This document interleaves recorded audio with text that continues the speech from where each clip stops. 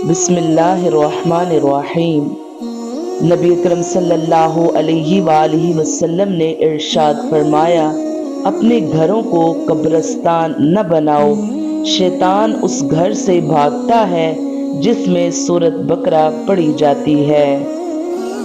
सही मुस्लिम में रवायत है कि सूरत बकरा पढ़ा करो, क्योंकि इसे हासिल करना बाइसे बरकत और इसे तर्क करना बाइसे हसरत है, और बातिल परस्त इसकी ताकत नहीं रखते।